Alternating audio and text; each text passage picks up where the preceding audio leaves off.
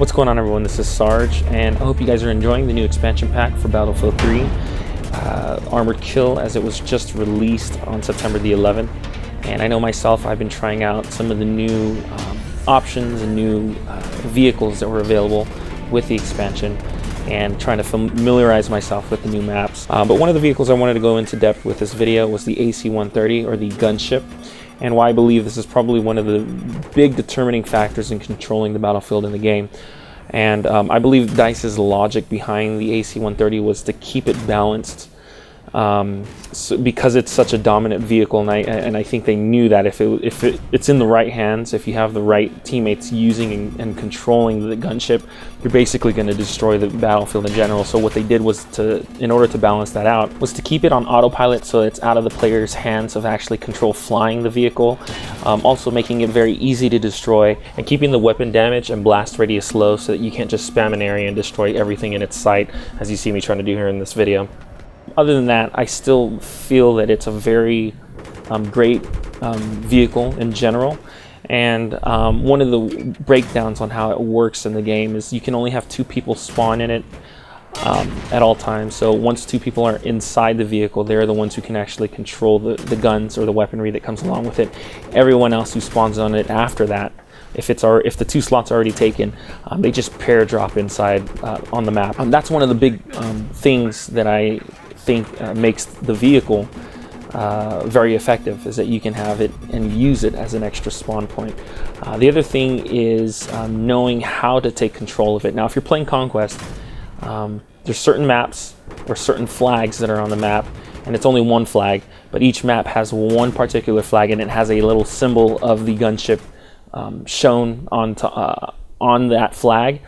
Whoever has that flag captured, that determines which side gets the Gunship, and as long as you can hold that flag, you hold the Gunship. And now this is very important because I believe as soon as the game would start, depending on the type of Conquest mode, if you're playing a Conquest Assault, then there's going to be certain sides that are going to already have that flag captured.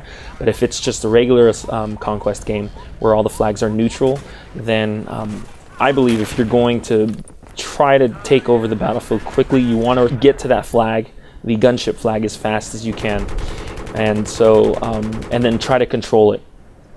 And the reason behind that is because the Gunship has an overall look over the playing field, so you can kind of get an idea when you have people spawn in there to kind of give you coordinates and feed you information, kind of like the eagle's eyes, as to what's going on in the battlefield. So that's one of the big things I think of holding that flag is very important, is that you get full control over the Gunship, and that allows you to have extra artillery to help you win the battle.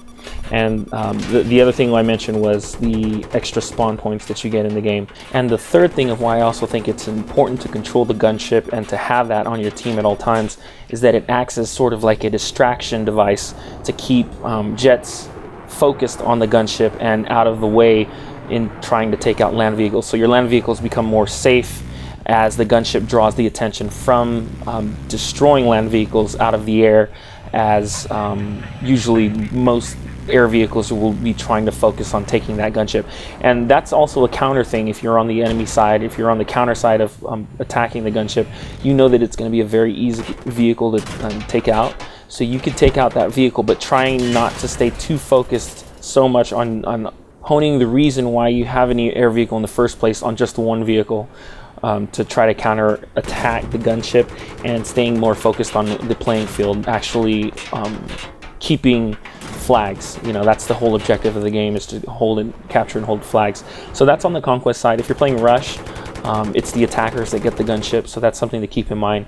And that can be a very I don't know if it's really balanced or not, because in the sense the defenders are going to always be under attack from the Gunship at all times, so they have to really rely, if you're on the defensive side, to take out that Gunship, as it's just going to rain havoc on the defensive team, especially since the defensive team only spawn in one area, so the Gunship always has sight of one area where he can keep firing on, you know, as opposed to the Conquest where people are just spread out throughout the entire map.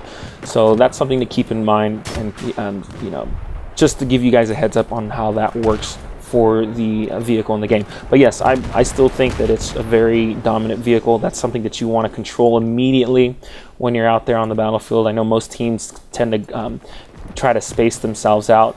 But if you have one squad and you see nobody's holding that flag on Conquest, the gunship flag, go for it.